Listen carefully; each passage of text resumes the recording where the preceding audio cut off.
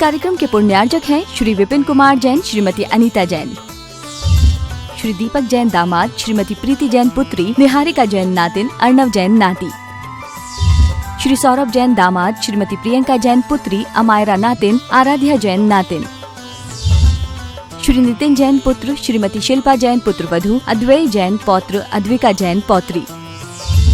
B&A Manufacturers and Exporters of Fine Jewelry, Advay Jewels LLP Manufacturer and Exporters of Diamond Jewelry, 5 Ansari Road, Daryaganj, New Delhi 110002. नमो अरिहन्ताणं नमो सिद्धाणं नमो आयर्याणं नमो वज्रायाणं नमो लोये शवशाहूर्णं। पंच परमेष्टि भगवान की जय हो। आचार्य श्री गुरुवर कुंद कुंद महाराज की जय हो। आचार्य श्री गुरुवर विद्यासागर महाराज की जय हो। परम पूज्य निर्यापक मुनि श्री 108 सुधा सागर जी महाराज की जय हो। जय हो। परम पूज्य निष्कंभ सागर जी महाराज की जय हो। कोटा से अक्षत जैन की जिज्ञासा है। पूज्य महाराज श्री के चरणों में नमोस्तु। महाराज श्री, सभी भगवान तीर्थंकर क्यों नहीं बनते? तीर्थंकर और 24 ही क्यों होते हैं? ऐसा कौन से पुण्य होते हैं कि जिसने तीर्थंकर बन जाते हैं? कृपा समाधान। संसार में हर व्यक्ति दूसरों के सुख के संबंध में बहुत कम कामना कर पाता है। अपने कल्याण के, अपने सुख के लिए व्यक्ति कुछ भी कर देता है, लेकिन दूसरों के लिए करना बहुत कठिन होता है। जो तीर्थंकर बनते हैं, इनके मन में जगत कल्याणी भावना, जगत के लिए सब कुछ करने का भाव होता है।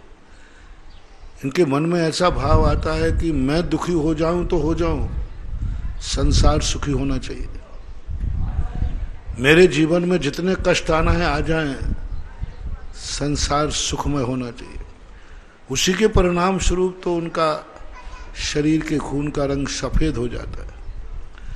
मेरे पास कुछ रहे या नहीं रहे, दुनिया सब हरी भरी रहे, मेरे आंगन सूखा रहे तो रहे, दुनिया का आंगन हरा भरा रहे। यानी जगत के प्रति इनका इतना करुणा भाव होता है, मेरा भरी कल्याण हो या नहीं हो, जगत का कल्याण हो, मैं जैसे भाव आते। अब ऐसे भाव दुनिया में किसको आते? अपने कल्याण करने के भाव आते। आप लोग कितना सोचते हो? अपने संबंध में सोचोगे, अपने परिवार के संबंध में सोचोगे, जिससे तुम्हारा स्वार्थ है उनके संबंध में सोचोगे, तो ऐसे परिणाम की स्थिति बनती है। कुछ महामना होते हैं जो अपना स्वयं के संबंध में सोचते सोचते जगत के संबंध में सोचते हैं, ऐसा मानना चाहिए। बाकी इनकी और कुछ असाधारण विशेषताएं होती हैं। 16 कारण भावना आदि बातें हैं। मोक्ष जाने के लिए 16 कारण भावनाओं की उतनी ज़रूरत नहीं होती, लेकिन तीर्थंकर पद के लिए होती हैं। कुछ ऐसे निरीह व्यक्ति साधु होते हैं, हमें जगत से क्या लेना करना, हमें तो अपना लूटा छानना है, मुझे तो अपना कल्याण करना है दुनिया। तो ऐसे शांत परिणामी जीव भगवान बन जाते हैं, लेकिन तीर्थंकर नहीं बनते। इंदौर से महेंद्र जैन इनकी जिज्ञासा है। पूज्य गुरुवर के चरणों में नमोस्तु। गुरुवर, देवों का स्थान स्वर्ग में नियत है, नारकियों के लिए स्थान नरक तय है। महाराज जी, फिर त्रियंच जीव और स्थान मनुष्यों के साथ पृथ्वी पर क्यों है? महाराज जी, आगम के अनुसार इसका कोई विशेष कारण है क्या? कृपया से इनका पूछना है कि देवों का स्थान भी नियत है, नारिकों का भी स्थान नियत है, तो त्रियंचों और मनुष्यों का स्वर्गलोक जो मनुष्य लोक जो है, क्या कोई विशेष कारण से है क्या? नहीं, सबका नियत है। मनुष्य लोक का 2.5 द्वीप है, नियत स्थान। त्रियंशों के लिए भी पूरी तृष्णाली भरी पड़ी है, नहीं तो त्रियंश तो पूरे 3 लोक में ठसाठस बने। एक इंद्रिय जीव भरे, त्रसजीव जो हैं, विकलत्र जो हैं, बेचारे कर्मभूमि में रहते, मध्यलोक में हैं। सबका निश्चित है, ऐसी बात नहीं। जिनको जहाँ जैसी सुविधा चाहिए वैसे सभी के स्थान डिवाइडेड हैं। त्रियंश सभी जगह नहीं पाए जाते। त्रियंशों का स्थान मध्यलोक है पूरा। मध्यलोक में ही त्रियंश होते हैं। कौन? विकलत्र है, संगी पंचेंद्री, पशु आदि। और एक इंद्रिय त्रियंश जो हैं 3.5 लोक में होते हैं। इसलिए स्थान तो सबके निश्चित हैं। मेरठ से राजेंद्र जैन, इनकी जिज्ञासा है पूज्य गुरुवर के चरणों में त्रिवार नमोस्तु।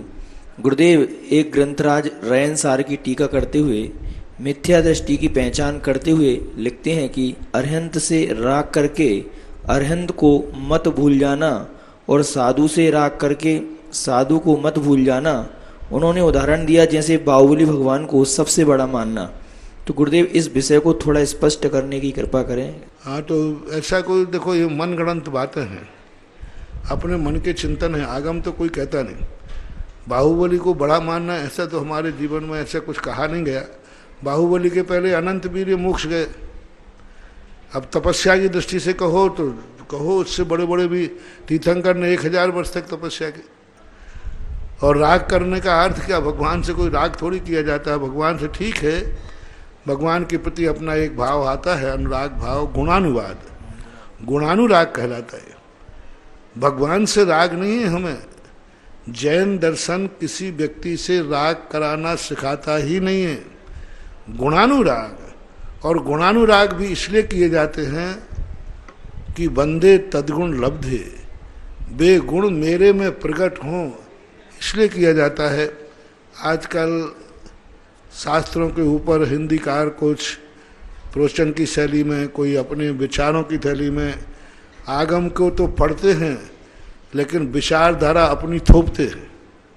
हमेशा हिंदीकारों ने यह अत्याचार किया है जिनवाणी के साथ।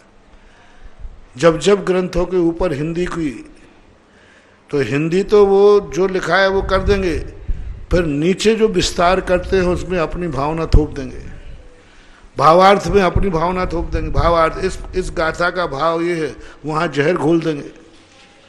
ऐसे प्रकार के गाथाओं के अर्थ बताने के बाद फिर वो जो विस्तार करते हैं उनमें अपने विचार, अपनी धारणाएं थोप देते हैं। हिंदी के साथ मूल ग्रंथों में का जब जब हिंदी अनुवाद हुआ, कुछ ग्रंथों को छोड़ करके बहुत कुछ लोगों ने अपनी विचारधाराएं मूल आचार्यों के ऊपर थोप करके, और अपने प्रश्न अपने हैं और नाम देंगे समय सार। भावार्थ अपना है, नाम देंगे प्रवचन सार। भावार्थ अपने भाव व्यक्त किए और नाम देंगे रहन सार। तो लोग पढ़ते हैं रहन सार में ऐसा आया है, वो रहन सार में नहीं आया है।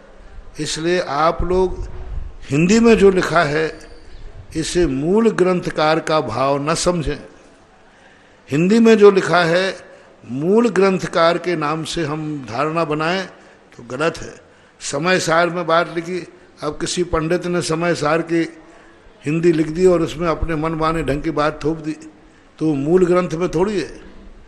तो यही तो सबसे बड़ी गड़बड़ी हो रही है। जब हिंदी की बात यदि मूल से मेल नहीं खावे तो वो उनका व्यक्तिगत विचार मान लेना चाहिए, आगम की बात नहीं। सागर से समकित जैन की जिज्ञासा है पूज्य महाराज श्री के चरणों में नमोस्तु। महाराज श्री, भगवान के दर्शन करते समय भगवान के दर्शन सामने से क्यों नहीं किए जाते? क्या वास्तु दिशा से इसका कोई कारण है? कृपया समाधान। ऐसा कोई कारण नहीं है। सामने से इसलिए नहीं कि पीछे भी कोई आने वाला है, तुम्हारी पीठ के दर्शन करेगा, इसलिए एक सभ्यता होती है कि आने वाला आते ही उसको भगवान की छवि स्फुट दिखे, साइड से करने, ये नैतिकता है, सभ्यता है, कानून नहीं। जयपुर से किरण प्रभा जैन की जिज्ञासा है पूज्य महाराज श्री के चरणों में नमोस्तु। महाराज जी, मेरी जिज्ञासा है कि सामान्य केवली भगवान के भी गणधर परमेष्टि होते हैं क्या? अगर नहीं होते तो उनकी वाणी कैसे कीर्ति होगी? कृपया समाधान कर। मैंने इस पर बहुत बार प्रश्न आ चुके हैं, कह दिया आगम में इसका उपदेश का अभाव है, कैसे क्या होता है। रेवाड़ी से कामना जैन की जिज्ञासा है पूज्य गुरुवर के चरणों में त्रिवार नमोस्तु। गुरुवर, आपने जिज्ञासा समाधान में बताया कि मैना सुंदरी ने सिद्ध चक्र विधान जंगल में किया, तो महाराज श्री उज्जैन में जो जयसिंहपुरा है वहाँ के मंदिरों में पार्श्वनाथ भगवान हैं और वहाँ के इतिहास में लिखा गया है कि मैना सुंदरी ने सिद्ध चक्र का विधान इसी मंदिर में किया। क्या होगा? देखो, इसके इतिहास के संबंध में कुछ नहीं बोल सकता। जो मिल जाता है वो कह देते हैं, क्योंकि उस समय कोढ़ी लोग थे, वो कोढ़ी थे, वो जंगलों में रह रहे थे, नगरों में नहीं रह रहे थे। हमने तो आगम में यही पढ़ा है। अब कोई इतिहास की घटना उससे जुड़ती है तो मैं किसी के इतिहास को नकारता भी नहीं हूँ, लेकिन जो मिल रहा हुआ होगा, ठीक है। कोटा से नविता जैन की जिज्ञासा है पूज्य महाराज श्री चरणों में नमोस्तु। महाराज श्री, उपयोगो लक्षणम इस सूत्र में संसारी जीवों का लक्षण कहा है? यह सिद्धों में भी होता है? साथ ही तत्वार्थ सूत्र संसारी जीवों की अपेक्षा से लिखा गया है या सिद्धों की अपेक्षा से लिखा गया है? कृपया समाधान। दोनों की अपेक्षा लिखा गया, क्योंकि जीव के जब भेद कहे संसारणा मुक्ताश्य, ये सूत्र आया है, जीव के लिए लिखा गया है, संसारी और मोक्ष की बात नहीं है। वो उपयोग जो लक्षण है वो जीव का लक्षण है, चाहे वो संसारी हो अथवा मोक्ष हो, ज्ञानमयी दर्शनमयी जीव का लक्षण है। महाराज जी, इनकी जिज्ञासा है अमरपाटन से श्रीमती नीलम जैन कि महाराज जी, सिद्धों में उत्पाद व्यय द्रव्य को हम कैसे घटित करें? कृपया समाधान। ज्ञेयों की अपेक्षा, क्योंकि जैसा वो आज जिस ज्ञेय को वर्तमान में जान रहे हैं वो ज्ञेय मिट गया, तो ज्ञान को जानेंगे अतीत में, एक बात। दूसरी बात, प्रति क्षण वो अनंत सुख भोग रहे हैं। लाइट आपकी जल रही है, निरंतर जल रही है, तो इसमें कोई बिजली खर्च हो रही है कि नहीं हो रही? ऐसे ही वो प्रति क्षण अनंत सुख भोग रहे हैं, अनंत अनंत सुख। तो वो जो अनंत सुख भोग रहे हैं उसके लिए उनके अंदर के अविभागी प्रतिषेध अपन संसारी प्राणियों से अनंत गुना उनका खर्च है। अनादि काल से जितना अपन ने आज तक खर्च किया होगा विभागी प्रति शक्ति, उतनी शक्ति उनकी एक समय में खर्च होती है। इतना खर्च है उनका। देखो तो उनकी लाइट, आपका छोटा लाइट है तो आपको कितना स्थान दिखता है, छोटा सा। बड़ा बल्ब हो जाए तो, यदि पूरे कमरे में चौराहे पर लाइट करना है तो आप क्या लगाते हो? सर्च लाइट लगाते हो। तो आप इसी से अंदाज लगाओ अपन को कितना दिख रहा है, तो अपनी कितना चार्ज बन रहा है, अपन कितना ज्ञान जान रहा है। वो तो सारे 3 लोग को एक समय में देख रहे हैं, तो उनका चार्ज बिजली का कितना बढ़ रहा है। सारा 3 लोग को प्रकाशित कर रहे हैं।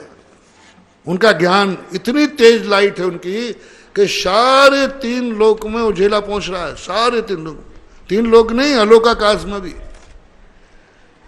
मैं इन्होंने पूज्यवान मानतुंग आचार्य ने कहा ना कि हे भगवान, आपकी जो ख्याति है लोक के बाहर भी जा रही है। एक श्लोक है ऐसा, लंघयंती, और पूरा स्मरण नहीं आ रहा है, लंघ यानी 3 लोग को भी आपकी ख्याति लांघ रही है। यानी कितना, देखो कल्पना करो महानुभाव, उत्पाद व्यय की बात कर रहे हैं, खर्च देखो, 3 लोग को वो प्रकाशमान हो रहे हैं, इतना जानने की शक्ति है, तो ज्ञान का कितना बिजली चार्ज खर्च हो रहा है। एक 0 पावर लगा, एक 60 पावर लगा, एक हैलोजन लगा, बिजली उतनी खर्च होगी। तो प्रति समय वो लोकाकाश अलोकाकाश संपूर्ण को देख रहे हैं, जान रहे हैं, तो उनकी अनंत अनंत शक्तियां एक समय में खर्च होती है। खर्च होती हैं, वो मिट जाती हैं। दूसरे अभिभेद प्रतिशत है, जैसे लाइट में निरंतर यूनिट जल रहा है, उधर पावर हाउस से लाइट आ रही है, नष्ट हो रही है। अब जितनी यहाँ नष्ट हो रही है उतनी ही वहाँ से निकल रही है। तो सिद्धों का जो उत्पाद व्यय है उसको अनंत सुख, अनंत ज्ञान, अनंत दर्शन, अनंत सुख, अनंत वीर, अनंत चतुष्टय है। और अनंत चतुष्टय का वो जो आनंद ले रहे हैं, ओहो, अलौकिक आनंद है। और उन्हीं का वही वास्तविक उत्पर्याय है। अर्थ पर्याय रूप जो उत्पाद व्यय द्रव्य है, अगुर लघु गुण के माध्यम से होता है, वो उनका स्वचतुष्टय रूप खर्च है। ये तो व्यवहार से कहा जाता है कि दुनिया में ज्ञेयों में परिवर्तन हो रहा है, इसलिए उनके ज्ञान में परिवर्तन हो रहा है। उत्पाद व्यय ध्रुव पर सापेक्ष नहीं होता। उत्पाद व्यय ध्रुव ये द्रव्य के लक्षण का लक्षण है, ये उत्पाद व्यय द्रव्य का स्वभाव है। कई लोग इसको यही घटा लेते हैं कि उत्पाद व्यय ध्रुव पर की अपेक्षा है। नहीं, लक्षण कभी पर सापेक्ष नहीं होता है, स्व सापेक्ष होता है। तो स्व चतुष्टय में उनमें उत्पाद व्यय ध्रुव लगाना चाहिए। यूएसए से अंशु जैन, इनकी जिज्ञासा है, पूज्य महाराज श्री के चरणों में नमोस्तु। महाराज श्री, मेरी जिज्ञासा है कि गुणस्थान की विशेष जानकारी हमको किस ग्रंथ में कहाँ से प्राप्त हो सकती है? और महाराज श्री ये भी कृपा करें कि जल में 36,450 जीव वैज्ञानिक की अपेक्षा कहे हैं, किंतु ये बात आगम में कहाँ लिखी है कि जल की संख्या इतनी होती है? शास्त्रों में ये बात का उल्लेख नहीं मिला। ऐसा विज्ञान मानते हैं तो अपन लोग उसका रेफरेंस देते हैं। जब विज्ञान ये मान रहा है तो हमारे यहाँ तो और असंख्यात हैं, और ज़्यादा ही होंगे। विज्ञान को ये देखने में आ रहा है तो फिर इससे ज़्यादा ही मानना चाहिए जीवों के लिए, क्योंकि विज्ञान अभी उन सूक्ष्म जीवों को नहीं मान पाता है। तो 36,450 जीव जो है गुण स्थान हमको किस गुण स्थान की चर्चा के लिए विवक्षा रूप में है। जैसे शुरुआत में तो आप जैन सिद्धांत प्रवेशिका में पढ़ लीजिए, तत्वार सूत्र में गुण स्थानों का वर्णन है, गोमटसार कर्मकांड जीवकांड आदि में पूरे गुण स्थानों की ही चर्चा है, तो वहाँ से विशेष पढ़ सकते। कोटा से अजीत जैन एडवोकेट, इनकी जिज्ञासा है, पूज्य महाराज श्री के चरणों में नमोस्तु। महाराज श्री, जीव और आत्मा कहना एक ही बात है, पर अपन ऐसा क्यों कहते हैं कि आत्मा का ध्यान करो, जीव का ध्यान करो, ऐसा क्यों नहीं कहा जाता? कृपया समझाने की कृपा करें। जीव और आत्मा अलग अलग चीज है। द्रव्यों की चर्चा में जीव आता है, आध्यात्मिक चर्चा में आत्मा आती है। आत्मा का जो स्वरूप है वो कहना चाहिए जीव की आत्मा है।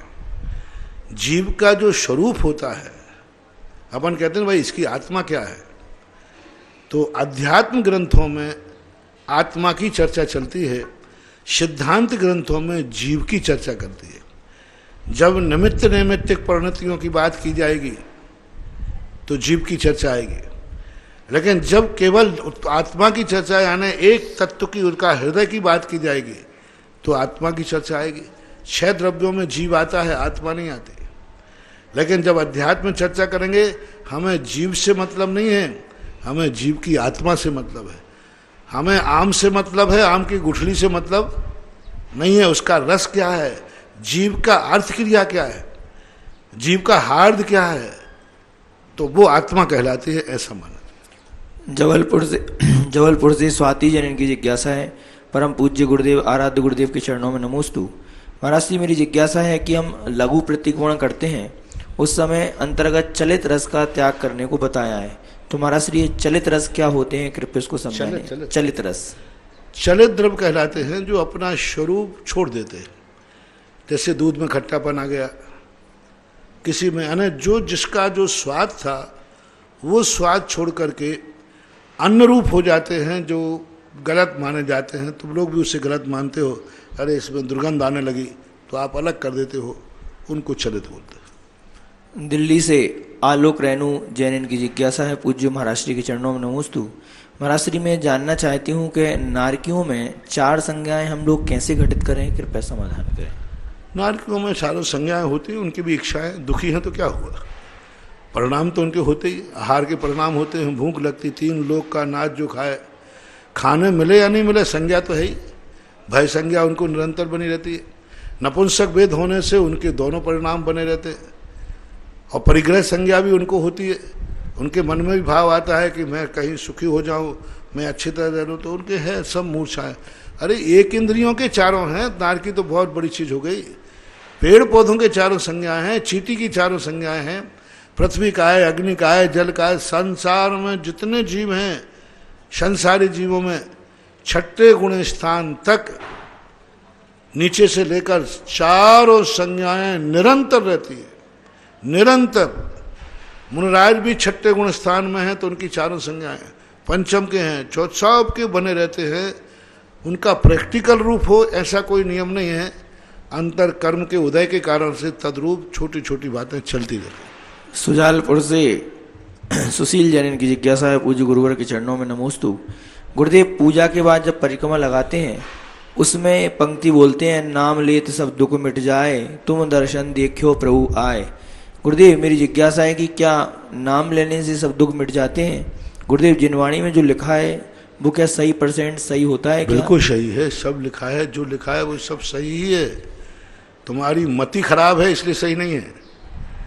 ये शंकाएं जो तुम्हारे मन में होती है ना, कई लोग कहते हैं अरे शांति धारा करवाने से क्या होता है, ऑनलाइन करवाने से। अभी किसी ने कहा, महाराज जी, एक व्यक्ति ने कहा, क्या दूसरे के द्वारा बेटा उत्पन्न होने से वो तुम्हारा बेटा माना जाएगा क्या? दूसरों के द्वारा शांति धारा कराने से क्या वो तुम्हारी शांति धारा मानी जाएगी? और मैंने कि कितने पापी लोग हैं, कितने निकृ, कहाँ का उदाहरण कहाँ दे रहे हैं? दूसरे के जन्म द्वारा क्या हुआ बच्चा क्या तुम्हारा माना जाएगा? ओहो, कितना पाप! यानी लोग धर्म की क्रियाओं में भी इतनी निकृष्ट कसाई रखते।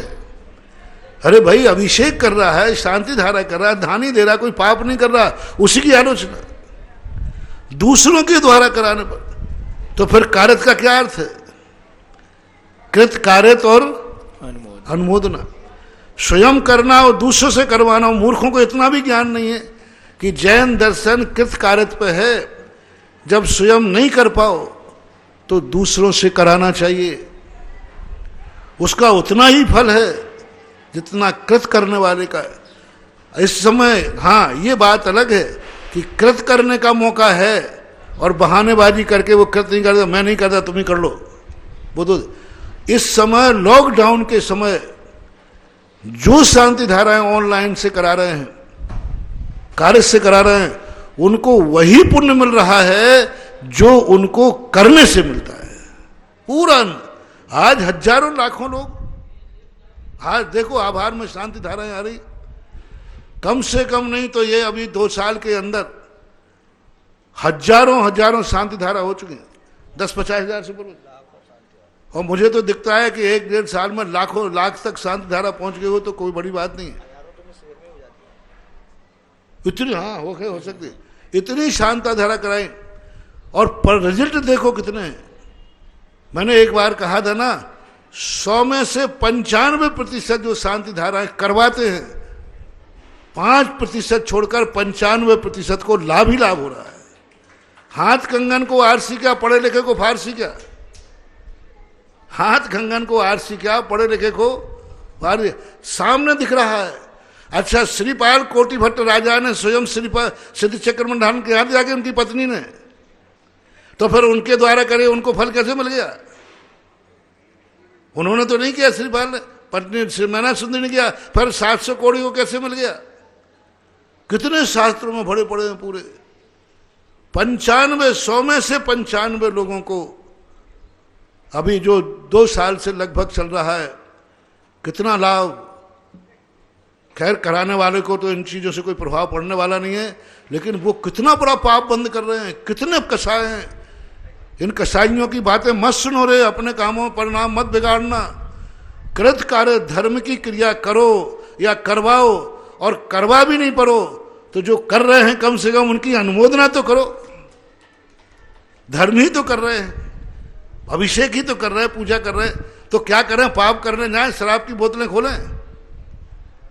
अब ऐसे संकट के समय क्या करें बताओ? अभिषेक करना नहीं, ध्यान धारा करना नहीं, भक्तांबर पढ़ना नहीं, सब करना नहीं, तो क्या करें? मोबाइल देखो दिन भर बैठे बैठे, स्वयं फुवारा खोल करके दिन भर नहाते रहो, कोरोना निकल जाएगा। यानी कैसे कैसे लोग हैं, मतलब इतनी पवित्र क्रिया शांति धारा नियम से आज नहीं, मैं तो कहता हूं जिनके मन में भी ऐसा भाव आया है, एक दिन इनके ऊपर ऐसा संकट आएगा, किसी शांति धारा के लिए गिड़गड़ाएंगे। मैंने यही राजस्थान में देखा है, जिन जिन लोगों ने शांति धारा की बुराई की, अभिषेक की बुराई की, गंधोदक की बुराई की, उनके ऊपर ऐसे संकट आए, अंत में उन्होंने क्षमा और प्रायश्चित कर करके शांति धारा कराई। 50 लोग हैं, कम से कम 50-60 लोग तो मेरे पास है। धर्म की क्रियाओं में लोग बहुत भड़काने वाले हैं, मत छोड़ना महानुभाव। चाहे करो, चाहे करवाओ, चाहे अनुमोदना करो, धर्म की क्रियाओं से लाभ ही लाभ है। अमर पाटन से राजीव जैन की जिज्ञासा है, परम पूज्य गुरुवर के चरणों में नमोस्तु। महाराज श्री, कोई कहता है कि पुरुषार्थ बड़ा है, कोई कहता है भाग्य बड़ा है। हमें समझ में नहीं आता कि किसे बड़ा मानकर अपने को जीवन में उपयोग करें, कृपया समझ। आप तो अपने पुरुषार्थ को बड़ा मानो, क्योंकि भाग्य कल के पुरुषार्थ से बना है। भाग्य कोई चीज नहीं है, कल का पुरुषार्थ आज का भाग्य, और आज का पुरुषार्थ कल का भाग्य। इसलिए अपने जीवन में पुरुषार्थ भाग्य जो है वो कहीं जाने वाला नहीं है, और पुरुषार्थ जो है वो हमारे हाथ में, जितना करें उतना करना चाहिए। ये पुरुषार्थ ही है, ये दवाई करना, औषधि करना, शांति धारा कराना, ये सब तुम्हारे पुरुषार्थ ही हैं। अब इसके बाद जो भाग्य में लिखा है वो तो हो गई, लेकिन पुरुषार्थ करने से चूकना नहीं चाहिए। 12 से इंजीनियर पंकज पाटनीन की जिज्ञासा है, पूज्य महाराज श्री के चरणों में नमोस्तु। महाराज जी, क्या आयु कर्म का बंध जीव को एक पर्याय में एक ही बार होता है या एक से अधिक बार भी हो सकता है? कृपया समाधान करें। बंद तो एक बार ही होता है, लेकिन उसमें घटा बड़ी हो सकती है, हीनाधिकता हो सकती है। जैसे अभी बांधा था, कुछ ज़्यादा बांध ली थी, पर दूसरा जब त्रिवली आई तो उसमें उसने घात कर लिया, बढ़ा भी सकता है। भीलवाड़ा से अंजू जैन इनकी जिज्ञासा है, पूज्य महाराज श्री के चरणों में नमोस्तु। महाराज श्री कहते हैं कि सत्य हमेशा जीतता है और असत्य शोर मचाता है, क्योंकि वो अपने आप से हार रहा है, सामने वाले से जीत नहीं पा रहा है। मन में जानते हैं कि हम गलत कर रहे हैं, फिर भी हम स्वीकार क्यों नहीं कर पा रहे हैं, समान भाव क्यों नहीं रख पा रहे हैं। असत्य शोध करता है, सत्य जीतता है ऐसा। तो ये असत्य शोध कर रहा है, क्योंकि इनको कुछ पूछ नहीं रहा कोई, तो ये सोच रहा है कि धर्म की क्रियाओं का हम कैसे विरोध करें। अरे व्यक्तिगत तुम्हारी किसी से कसाय है तो उसे धर्म से अलग मत करो।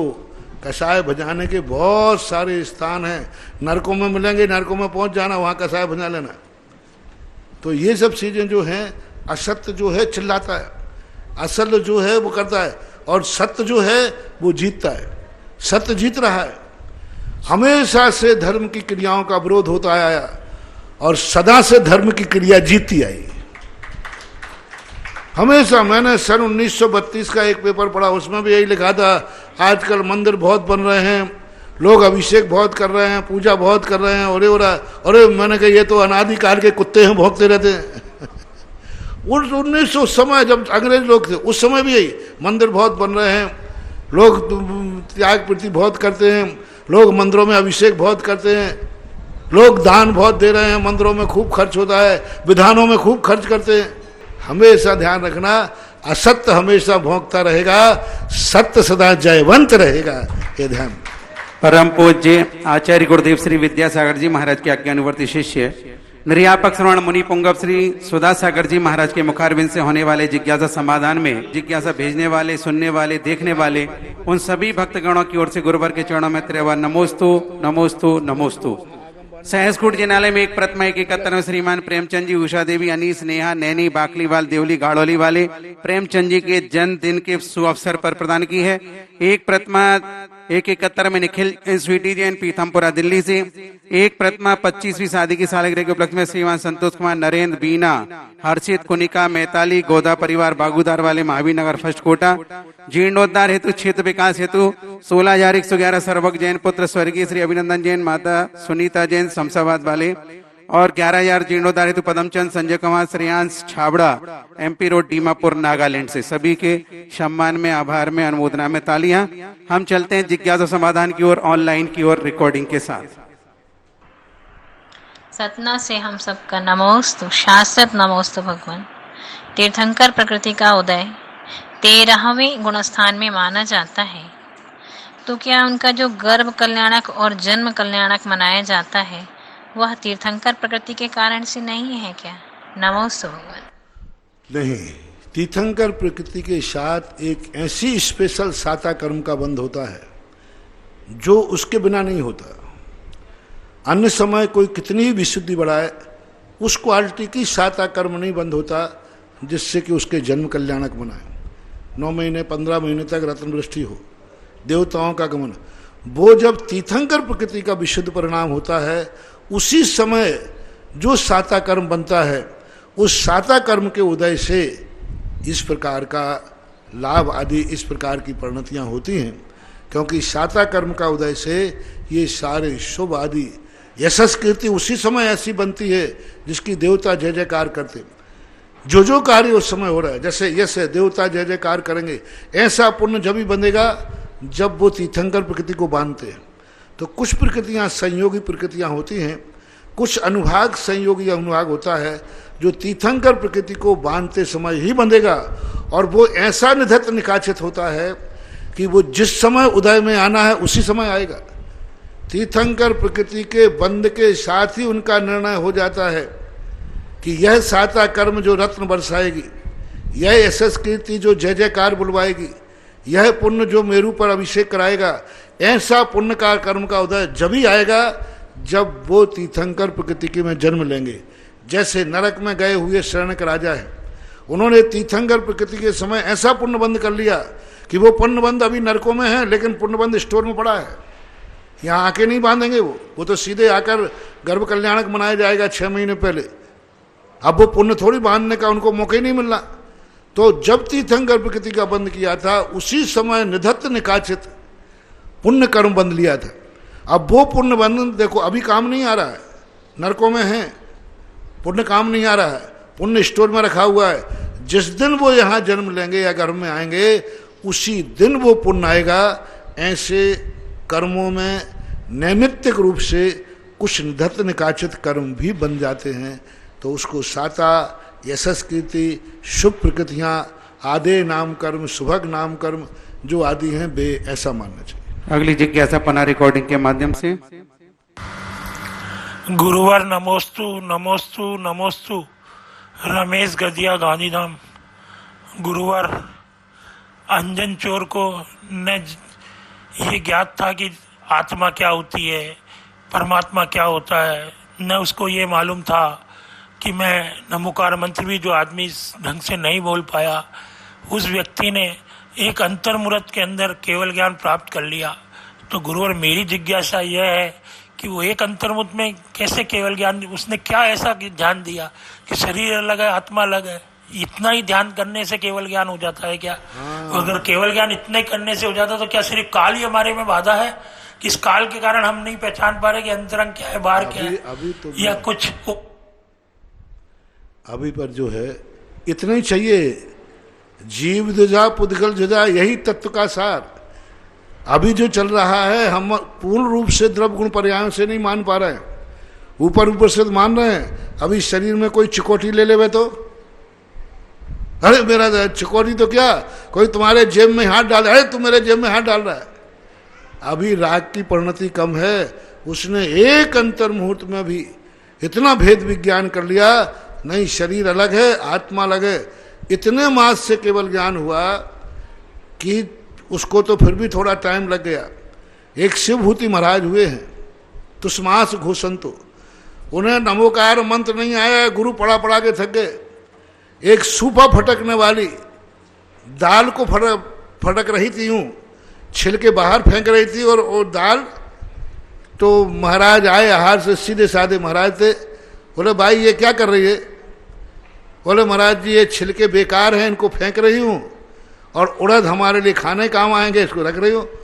ओ हमारे गुरु महाराज भी यही कहते थे, शरीर छिलका है और आत्मा उड़द है, ये छिलका बेकार है। और वहीं ध्यान में बैठ गए, वहीं आंख बंद के खड़े हो गए, और वहीं पर उनको केवल ज्ञान हो गया और ले साल हो गया।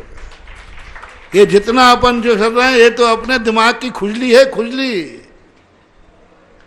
समय बिताने के लिए करना है कुछ काम, शुरू करो अंताक्षरी लेके प्रभु का नाम। अब क्या करें, उपयोग रमाना है। लेकिन एक अंतर्मुहूर्त बहुत काफी है महानुभाव, बहुत काफी है। उस तत्व की दृष्टि टिक गई, उसकी एक अंतर्मुहूर्त में टिक गई। हो मैंने आज तक क्या किया और स्वरूप क्या है। एक अंतर्मुहूर्त में केवल ज्ञान हो गया बंधु। एक अंतर्मुहूर्त में ही केवल ज्ञान होता है, बाकी तो सब संस्कार हैं, उसकी तैयारी है। अगली जिज्ञासा पना रिकॉर्डिंग के माध्यम से। नमोस्तु महाराज श्री जी। कोटा से हम ये जानना चाहते हैं कि मिथ्या दृष्टि जीव के अशुभ कर्मों की निर्जरा बनेगी या नहीं, समाधान कीजिए। नमोस्तु। बनेगी क्यों नहीं बनेगी? अकाम निर्जरा करता है, अशुभ कर्मों की अकाम निर्जरा करता है, तभी तो वो भवनेत्रक आदि में जन्म लेता है। बनेगी, लेकिन असंख्यात गुणी निर्जरा नहीं बनेगी। निर्जरा तो उनकी होती है, अकाम निर्जरा होती है, अकाल में निर्जरा होती है। उनके यहाँ कर्मों की उदीर्णा होती है, वे भी अकाल में कर्मों को उदय में लाते हैं। अगली जिज्ञासा पना रिकॉर्डिंग के माध्यम से। परम पूज्य श्रवण रत्न मुनि पुंगव श्री सुधा सागर जी महाराज के श्री चरणों में सुरेंद्र भारती परिवार का त्रिवार नमोस्तु। परम पूज्य मुनि श्री ललितपुर से श्रीमती अनीता जैन की यह जिज्ञासा है कि यदि हम किसी के आक्रमण का विरोध करते हैं तो विरोधी हिंसा होगी, और यदि नहीं करते हैं तो हम कायर कहलाएंगे। दूसरे, यह अन्याय को सहना भी होगा। हम विरोधी हिंसा से बचना चाहते हैं और चाहते हैं कि अपने साथ होने वाले अन्याय को न्याय में बदलें। यह कैसे संभव है? कृपया समाधान। विरोधी हिंसा हमारे लिए वही कही गई है जहाँ हम विरोध करने में समर्थ हों। हम विरोध करने में या तो सामने वाले को सुधार सकते हो, सामने वाले को समझा सकते हो, या उसको हम दंडित कर सकते हो। तब तक तो विरोधी हिंसा का बात आती है। लेकिन उसके विरोध करने में हमारा ही विरोध हो जाए, उसको अलग करने में मैं ही अलग हो जाऊं, उसको हटाने में मुझे ही हटना पड़े, तो वहाँ पर कायरता का भी नहीं, कोई भी टाइटल मिलता है तो अपने आप में विपरीत वृत्तो माध्यस्थ भाव। माध्यस्थ भाव का एक सबसे बड़ी चीज है। लोगों ने सदा सदा से कायरता कहा है हिंसा को, लेकिन कोई के कहने से क्या होता है। हमारा अभिप्राय है, हमारा परिणाम है कि हमें किसी का विरोध नहीं करना। लोग कायर समझ रहे हैं, समझो, उससे क्या फर्क पड़ता है। ये तो सब लोग जैन धर्म पर मुनियों को लगाते, जैनियों को लगाते। जैनी कायर होते हैं, झगड़ा नहीं करते। अरे ये नहीं सोचते कि वो झगड़ा इसलिए नहीं करते, कीमती है, मूल्यवान है। झगड़ा करने में समय बिताए होते, अदालतों में समय बिताए, उतने में तो कमाएंगे पैसा। जैनी सबसे ज्यादा, देखना मूर्ख में और जैनी में क्या अंतर होता है। जैनी से कहा जाए कि देखो तुम्हें जेल जाना पड़ेगा, 1 साल तक केस लड़ना पड़ेगा, अन्यथा 1 लाख रुपए में ये मामला निपट जाएगा। बोलो जैनी क्या करेगा भैया? 1 लाख दे देगा, कर्जा लेके दे देगा भैया, 2 लाख कमाऊं। और मूर्ख होगा तो वो कहता है साहब जेल डाल दो तो डाल दो, 1 रुपया नहीं दूंगा, क्योंकि उसकी कोई कीमत ही नहीं है। वो कहे कम से कम जेल में दोनों टाइम रोटियां तो मिलेंगी, वो कम ठीक रहेंगे, क्योंकि वो तो 2 रुपया भी कमा नहीं पाता है। तो इसको लोग कायरता कहते हैं, लेकिन ये नहीं कहते हैं ये जैनी की होशियारगिरी है, बुद्धि है, कि वो झगड़ा करने में जितना समय बर्बाद करेगा। एक झगड़ा करूंगा तो कोर्ट केस होगा, और झगड़ा नहीं करूंगा तो लोग कहें कागर, कायर, दब्बू, पूछ दबा के भाग गया, यही कहेंगे ना। और एक डटारा कि आ जाओ बेटा निपटाता हूं, और दोनों ने सिर फोड़े, जेल में बंद हुए, जमानत हुए, कोर्ट केस हुआ और जेल हो गया। वो ठीक है कि उसने इतना कहना सुनना ठीक है, कायर दब्बू कहीं का, दोनों में से ठीक क्या है? हैं? होशियार जैनी कहता है कायर दब्बू कह ले भाई, 100 बार कह ले, 100 बार कह ले, 1 बार तो क्या। तो ऐसा ध्यान रखना चाहिए। अपन को अपनी औकात देखना है, सीमा देखना है। दुनिया मुझे क्या समझती है इसकी तरफ ध्यान नहीं करो, तुम अपने आप को क्या समझते हो इस पर विचार करो। अगली जिज्ञासा पाना रिकॉर्डिंग। परम पूज्य आध्यात्मिक संत निर्यापक श्रमण मुनि पुंगव सुधा सागर जी महाराज की पावन पुनीत चरणों में धुर्रा परिवार थुबोंजी कमेटी व अशूनर जैन समाज का बारंबार नमोस्तु नमोस्तु नमोस्तु। परम पूज्य गुरुदेव, पिछले 1-1.25 महीने से बहुत कठिन प्रवचन चल रहे हैं। अभी तो आपने कहा था कि भगवान को देखकर उनमें अपना भावी स्वरूप देखो, उनकी जगह आप स्वयं बैठ जाओ, गुरु की जगह गुरु को मैं अपनी भावी पर्याय देखो और उनकी जगह आप अपने आप को स्वयं को बैठा हुआ पाओ। गुरुदेव ये ऐसा कैसे संभव है? हमने तो आपका ध्यान करते करते कभी आपको विहार करते हुए देखा, कभी पंचकर्णक महोत्सव मनाते, कभी आशीर्वाद देते हुए देखा है, कभी पदयात्रा में विहार करते हुए आपको देखा है, कभी गगन बिहारी प्रभु के चरणों में आपको वंदना करते हुए देखा है। और ये छवियाँ 24 घंटे दिलो दिमाग में घूमती रहती हैं। गुरुदेव हम आपकी जगह कभी जीवन में हो ही नहीं सकते, आप हमारे दिल में विराजे हैं। लेकिन गुरुदेव इन सब का ध्यान करते हुए भी कोई सरल मार्ग जो हुआ जिससे हम भी आपके पीछे लगकर अपना कल्याण कर सकें, गुरुदेव जिज्ञासा का समाधान करें। तुम्हें एक किसी सेठ को देख करके भाव आता है मैं सेठ कब बनूं, दूसरे की हवेली देखकर भाव आता है कि मेरी हवेली कब बने, तो किसी महाराज को देखकर क्यों नहीं भाव आ सकता है कि मैं महाराज कब बनूं? जय हो। अरे किसी व्यक्ति को, एक स्कूल में पढ़ने वाले विद्यार्थी को आता मेरे भी अच्छे नंबर कब आए जैसे इसके आए, तो ये तो आना ही चाहिए। ये कोई महाराज का अपमान नहीं है, ये कोई राजनीति नहीं है। राजनीति में क्या होता है कि जो जिस पद पर बैठा है उस पद का यदि दूसरा दावेदार हो तो वो एंटी ग्रुप माना जाता है। एंटी ग्रुप, तो मेरे पद का दावेदार है तो मेरा एंटी है, और ये जो बोल रहा है ये भी नेता है, इसलिए उसको राजनीति का संस्कार है कि राजनीति में यदि दावा करें तो एंटी ग्रुप है। लेकिन महावीर की सरकार ऐसी है, जो महावीर बनने का दावा करे वही सच्चा पार्टी का व्यक्ति है। अंतर देखना राजनीति में। राजनीति में यदि कोई प्रधानमंत्री बना दूसरा यदि प्रधानमंत्री का दावेदार है कि मैं भी बनूंगा तो एंटी ग्रुप माना जाता है, अलग माना। और हमारे यहाँ महावीर स्वामी कहते हैं जो महावीर को बनने का दावा करेगा वही मेरा सच्चा पार्टी का व्यक्ति माना जाएगा। इसलिए विजय धुरा, ये राजनीति नहीं है, ये धर्म नीति है। तू दावा कर कि मैं भी एक दिन महाराज बनना चाहता हूं, तू सच्ची मेरी पार्टी का सदस्य बन जाएगा। जय हो। जो पद भी तुमने पाई है उस पर मैं ललचाया हूं। पूजा में पढ़ते हो ना, जो पद बंदे तदगुण लब्धे, है भगवान मैं आपकी वंदना कर रहा हूं इसलिए कि एक दिन मैं भी आप जैसा बन जाऊं। जैन धर्म हमेशा अपने समान बनाता है। वही भगवान भक्तांबर पाठ में आया, सबसे बड़ा धनी कौन? जो अपने आश्रित को भी धनवान बना लेता है। तुल्या भवंती, यानी अपने आप जो धनी है, जो उसके आश्रित जाते हैं उनको धनी बना लेगा। इसी प्रकार जैन दर्शन का साधु गुरु वह है जो अपने भक्त को भी अपने समान बनाता है। भगवान वह है जो अपने भक्त को भी एक दिन भगवान बनाता है। यही सच्चा मार्ग है। अगली जिज्ञासा अपना रिकॉर्डिंग के माध्यम से। मेरे अनंत उपकारी गुरुवर के चरणों में कोटिशः नमन।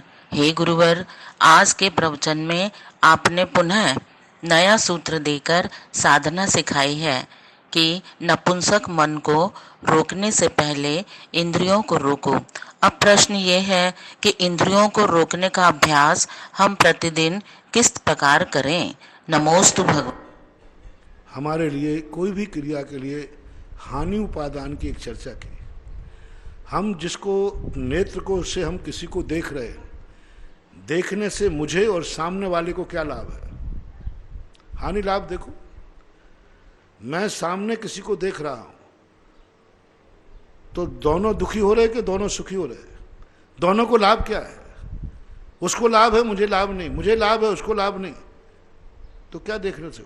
हम दुनिया भर की बातें सुन रहे हैं, क्या इस सुनने से लाभ क्या है? हम बोल रहे हैं, इससे लाभ क्या है? हम चल रहे हैं, इससे लाभ क्या है? हम खा रहे हैं, इससे लाभ क्या है? हानि लाभ देखो। दो दृष्टियों से हानि लाभ देखो, एक व्यवहारिक दृष्टि से और पारमार्थिक दृष्टि से। व्यवहारिक दृष्टि से कम तुम्हारा व्यवहारिक दृष्टिग्रस्त हो तो उसकी तरफ मत देखो जिसको तुम्हारे देखने से उसको दुख होता है। जो तुम्हें पसंद नहीं करता कि ये मेरे लिए देखे, उसकी तरफ देखना बंद करो, क्योंकि तुम्हारे देखने से उसको दुख होता है। उसके संबंध की बातें मत सुनो, क्योंकि उसको तकलीफ है कि इन्होंने मेरी बात सुन ली। तो ये शुरू करना चाहिए। फिर दूसरे नंबर पर शुरू करना चाहिए जिसको देखने से तुम्हें दुख होता है कि कहां से सुबह से दिख गया। होता है कि नहीं ऐसा? जिसको देखने से तुम्हें दुख होता है उसको देखना बंद करो। नेत्र इंद्री का निरोध गृहस्थ के लिए। जिसकी बातें सुनने से तुम्हें क्लेश हो जाएगा उनकी बातें सुनना बंद करो। जिनसे बोलने से तुम्हारी शांति भंग हो जाएगी बोलना बंद करो। जहां जाने से आत्मा को परेशानी, वहां जाना बंद करो। जो कार्य करने से आत्मा संकट में पड़ जाएगी वो काम बंद करो। जो खाने से हमें खुद को नुकसान हो जाएगा वो खाना बंद करो। जो चीज मैं खाऊंगा इससे मुझे बीमारी हो सकती है, अशांति हो सकती है, दुख हो सकता है, ऐसी चीजें मैं नहीं खाऊंगा, ऐसी चीजों का मैं सेवन नहीं करूंगा। ये इंद्रिय निरोध का शुरुआत है। यदि इसमें तुम्हारा हो जाए पारमार्थिक दृष्टि से सोचो कि इससे यदि मैंने इस प्रकार का देखा तो पारमार्थ दृष्टि से मुझे कौन सा कर्म बंद होगा। मान लो सामने वाले को देखने को कोई ऐतराज नहीं है, तुम्हें भी कोई ऐतराज नहीं है, पारमार्थिक दृष्टि लगाओ, दोनों को ऐतराज नहीं है, लेकिन इसको देखने से कौन सा कर्म बंद होगा? इसकी बातें सुनने से कौन सा बंद होगा? यह चीज खाने से कौन सा बंद होगा? यह कार्य करने से कौन सा कर्म बंद होगा? तो एक पारमार्थिक दृष्टि सोचो। तो दोनों दृष्टियों से सोच करके हानि और लाभ के संबंध में सोचेंगे तो इंद्रियों के ऊपर निरोध करने का परिणाम या संस्कार बन सकता है। अगली जिज्ञासा अपना रिकॉर्डिंग के माध्यम से। मेरे आराध्य गुरुदेव को मेरे और मेरे परिवार की तरफ से पूरे संघ को 3 बार नमोस्तु नमोस्तु नमोस्तु। गुरुदेव, मैं वैभव काला सूरत से। गुरुदेव, मेरी जिज्ञासा है कि क्या चतुर्थ काल में भी समय शिखर जी और गिरनार जी का क्षेत्रफल वैसा का वैसा ही था जैसा आज पंचम काल में है? कृपया जिज्ञासा का समाधान करें। नमोस्तु। कुछ न कुछ हानि बढ़ हुआ होगा, क्योंकि भरते रावत योर वृद्धि रासौ षट सम्याभ्याम मुस्सर्पणेभ्याम, इस प्रकार का एक सूत्र आया है कि पंचम का जो अवसर्पणी काल है, इसमें धीरे धीरे द्रव्य छेद काल भाव का ह्रास होता है। तो मुझे लगता है कि छोटा रूप रहा होगा, क्योंकि इतने छोटे में अजितनाथ भगवान की काया कितनी बड़ी थी, 500 धनुष से कुछ 450 कुछ लगभग ऐसे। अब इतनी काया वाले वहाँ ऋषभ देव के समय भी कई लोग 500 धनुष के थे, वे भी शिखर जी गए होंगे, तो फिर उनकी वंदना, उनको बैठने का स्थान कैसे बनेगा। 500 धनुष काया वाला यानी 3000 फीट की काया जिसकी होगी, उसकी पहला डग कितना बड़ा होगा। वो तो मधुवन में एक पैर रखेगा और तो उस समय के हिसाब से उसमें अंतर रहा है, धीरे धीरे ह्रास होता है। अगली जिज्ञासा पना रिकॉर्डिंग के माध्यम से। गुरुवर के चरणों में बारंबार नमोस्तु नमोस्तु नमोस्तु। मैं बिजोलिया से निर्मला गोदा। महाराज जी, मेरा प्रश्न अभी आपके प्रवचन से ही है। कुंद कुंद स्वामी को जब बचपन में माँ सुलाती थी, तब यह नहीं कहती थी कि मैं तेरी मम्मी हूँ, ये पापा है। बस माँ ये कहती थी तू शुद्ध है, बुद्ध है, निरंजन है। माँ के संस्कार इतने जबरदस्त निकले कि आज दुनिया के लिए एकत्व मार्ग का दृष्टा बन गया।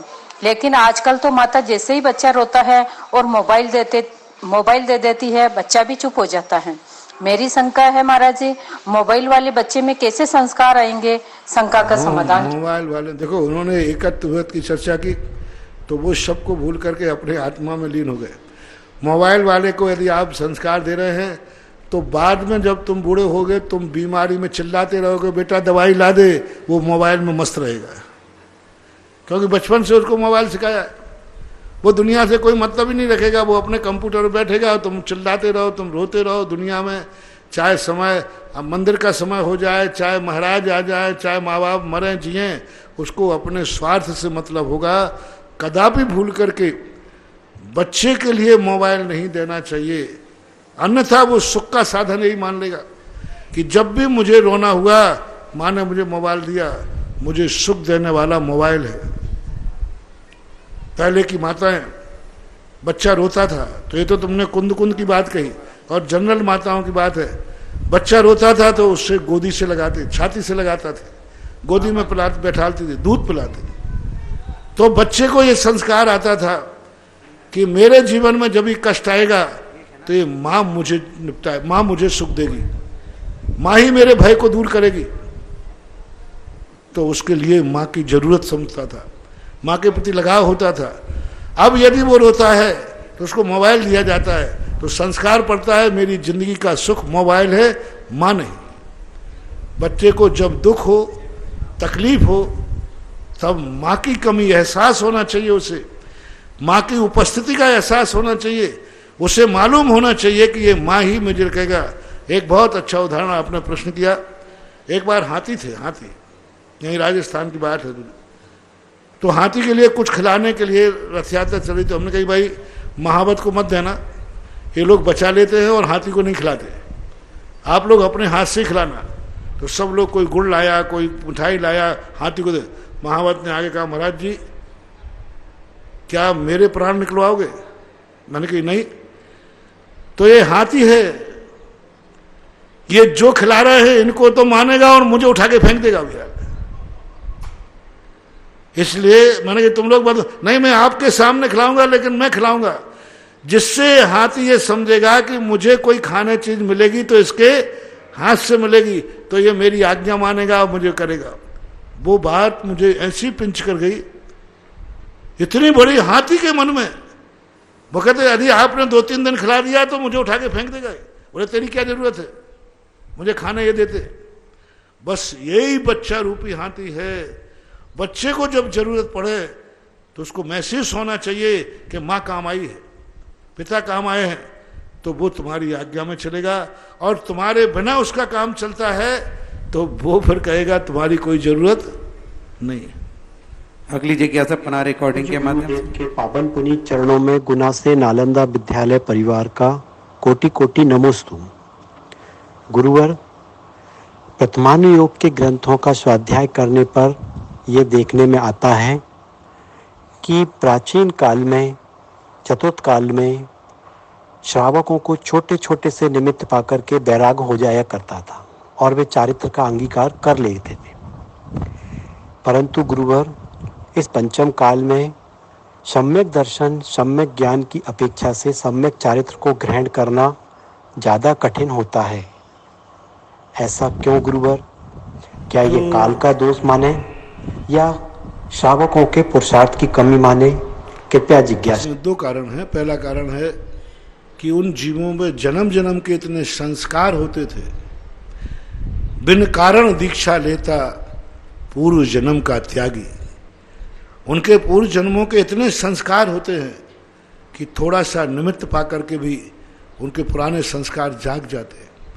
आज पंचम काल में ज्यादातर जीव अशुभ रूप में आते हैं, मिथ्यात्व के साथ आते हैं, हीन पुण्य के साथ आते हैं, इसलिए संस्कार के अभाव के कारण उनके परिणाम नहीं बन पाते। दूसरा, आज जो धर्म को पहले प्रत्यक्ष था और आज वैज्ञानिक चकाचौंध है, भौतिक चकाचौंध है, अर्थ का युग है, इस भौतिक चकाचौंध के कारण से वह इन सब चीजों के प्रति नजरअंदाज करके अपने स्वार्थ पर दृष्टि टिकाता है। देखो ना, ऐसे महाकाल में भी डॉक्टर लोग, मेडिकल लोग नकली दवाई दे रहे हैं। सभी नहीं, कुछ डॉक्टर नकली दवाइयाँ, कुछ डॉक्टर मान लो किडनी निकाल रहे हैं। अब देखो कितना बड़ा पाप है। अब ऐसे पापी जीव कौन सा संस्कार लेके जा रहे हैं? तो ये पंचम काल में पुण्य की हीनता के कारण से और अपने आप में बाहरिक जो वातावरण बन गया है, स्वार्थी वातावरण बन गया है, इसलिए भौतिकता के कारण से भी ऐसा होता है। अगली जिज्ञासा पुनः रिकॉर्डिंग के माध्यम से। मुनि श्री जी के चरणों में मेरे एवं मेरे परिवार की ओर से त्रिबार कोटिसह नमोस्तु। मेरा नाम राशि जैन है और मैं बागपत से हूँ। महाराज जी, हमारी जिज्ञासा यह है कि यदि किसी व्यक्ति का मरण हो जाता है तो यह कैसे पता चलता है कि यह सामान्य मरण है या अकाल मरण है, और किन कर्मों के उदय से अकाल मरण होता है, और महाराज जी ऐसा हम क्या पुरुषार्थ करें जिससे अकाल मरण से बच सके? नमोस्तु नमोस्तु। पहली बात है कि ये निर्णय करना बहुत कठिन है, लेकिन फिर भी पूज्यवर अकलंक स्वामी ने श्री राजवार्तिकार में अकाल मरण के नैमित्त कहे, जिसे अपन कहते हैं कदली घात, जहर कर लेना, एक्सीडेंट हो जाना, हत्या आदि हो जाना, रक्तक्षय हो जाना, इन कारणों से उन्होंने अकाल मरण की बात कही। तो अपन पूर्णता तो नहीं कह सकते, लेकिन नैमित्तिक जो मरण होता है किसी दुर्घटना आदि से, उसको अकाल में ही लेते हैं। लेकिन अकाल मरण से हमें सदगति और दुर्गति से कोई मतलब नहीं है। अकाल मरण करने वाले भी सदगति पाए। 500 मुनियों का घारी में पेला गया अकाल मरण था, लेकिन उनकी सदगति हुई। हमें स्वयं अकाल में नहीं मरना है, आत्महत्या नहीं करना है, फिर भी किसी कारणवश यदि अकाल मरण हो जाता है, यदि उसके परिणाम सरल हैं, परिणामों में निर्मलता है, तो अकाल मरण करने वाले भी स्वर्ग जाते। मेंढक का अकाल मरण हुआ शास्त्रों के अनुसार। भगवान की भक्ति करने जा रहा था, समोषण में दर्शन करने जा रहा था, और रास्ते में हाथी की पैर से नीचे कुचल गया, उसका अकाल मरण हुआ। लेकिन अकाल मरण होने के बाद भी जाकर के स्वर्ग में देव हुआ, वैमानिक देव हुआ। अकाल मरण पैर से कुचला, एक्सीडेंट हुआ, बिल्कुल पिछल गया, हाथी का पैर मेंढक पे पड़ेगा तो क्या हाल हो गए, लेकिन उसके बावजूद भी उसकी सदगति हुई। तो ऐसा नहीं मानना कि कोई का अकाल मरण हुआ हो, कोरोना में मरण हुआ हो, किसी एक्सीडेंट से मरण हुआ हो तो उसकी दुर्गति ही होती है, ऐसा नहीं मानना। यहाँ भली उसके शरीर के बिल्कुल क्षत विक्षित कर दिया हो, बहुत बुरी तरह से शरीर को घायल किया गया हो, तो भी मत मानना कि उसकी दुर्गति हुई। मैं कह रहा हूँ ना, मेंढक की कितनी बुरी तरह पिछला होगा, बिल्कुल जमीन में मिल गया होगा, फ्लैट हो गया होगा, इतने जोर से पैर पड़ा होगा, लेकिन उसका भाव अच्छा था तो स्वर्ग चला जाता है, ऐसा मानना चाहिए। फिर भी अकाल मरण से नहीं मरने के जो कारण हैं, टेंशन नहीं करना, क्लेश नहीं करना, पंचेंद्रियों के संबंध में जो टेंशन होता है, प्राणों का घात नहीं करना, ऐसे कार्य नहीं करना जिससे प्राणों का घात हो। तो इस प्रकार के अधिक मन में क्रोध नहीं करना, टेंशन नहीं रखना, इससे आयु कर्म की उदीर्णा होती है। ऐसा संतोष जी मानपुरा। मिथ्यात्व भंजक मेरे इष्ट गुरुदेव सुधा सागर जी महाराज के चरणों में कोटिशय नमोस्तु नमोस्तु नमोस्तु। महाराज जी, आपके द्वारा दिए ज्ञान से करोड़ों लोग मिथ्यात्व छोड़कर सम्यक्त की ओर आए हैं। उसी मिथ्यात्व से मेरी एक जिज्ञासा है कि हमारे क्षेत्र में तो मैंने कम देखा, लेकिन कुछ जगह मैंने देखा है कि मरण होने पर केस आदि दिए जाते हैं, मरण होने पर केस आदि दिए जाते हैं और मृत्यु के दिन जो रिश्तेदार आते हैं और तीसरे के दिन जो रिश्तेदार आते हैं वो वहां भोजन करते हैं, तो एक ग्रास भोजन निकालते हैं और उसके बाद भोजन करते हैं।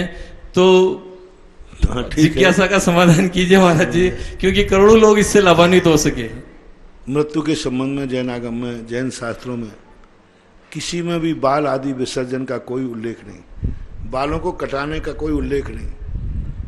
ये क्यों परंपरा चली, कहाँ से चली? मुझे तो लगता है इसलिए चली कि मरने वाले का इसको दुख नहीं होगा, थोड़ा मुंडन करा लो तो वैसे ही लगेगा कि भाई इसके कुछ हुआ है, दिखाने के लिए जो है, पर ऐसा कुछ भी नहीं कराना चाहिए। मरने के बाद मुंडन कराने की परंपरा बिल्कुल आगम बाह्य है, कोई भी इसका तथ्य नहीं है, कोई भी इसका रहस्य नहीं, कोई ऐसी बात नहीं। और धार्मिक मान्यता मान के कि ऐसा नहीं कराएंगे तो हमारा ये हो जाएगा, वे हो जाएगा, ऐसा मान के नहीं कराना चाहिए। मुंडन कराओ, मुंडन करने में तो हमेशा हम तो कहते मुंडन ही रखो, हम तो हमेशा मुंडन रखो, लेकिन पर्पज से कराना कोई मतलब नहीं। वो एक ग्रास निकालना भी जैन आगम बाह्य है, किसी को भी नहीं निकाल, क्योंकि जैन आगम में देवता आदि कबलाहारी होते नहीं। यदि तुम्हारा पूर्वज मर करके देव हुआ है तो देव भी भोजन करते हैं, ऐसा मानना पूज्यवर पूज्यपाद स्वामी ने श्री सरवार सिद्धि के अंदर मिथ्या दृष्टि कहा। देवता कबलाहारी होते हैं ऐसा मानना मिथ्यात्व कहा उन्होंने, 5 मिथ्यात्वों के अंतर्गत उनको लिया है।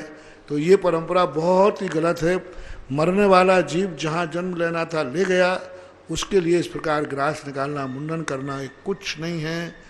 मर गया वो मर गया, बस खत्म, वो अपना चला गया, तुम अपना काम करो, यही। इस कार्यक्रम के पुण्यार्जक हैं श्री विपिन कुमार जैन, श्रीमती अनीता जैन, श्री दीपक जैन दामाद, श्रीमती प्रीति जैन पुत्री, निहारिका जैन नातिन, अर्णव जैन नाती, श्री सौरभ जैन दामाद, श्रीमती प्रियंका जैन पुत्री, अमायरा नातिन, आराध्या जैन नातिन, श्री नितिन जैन पुत्र, श्रीमती शिल्पा जैन पुत्रवधू, अद्वैय जैन पौत्र, अद्विका जैन पौत्री।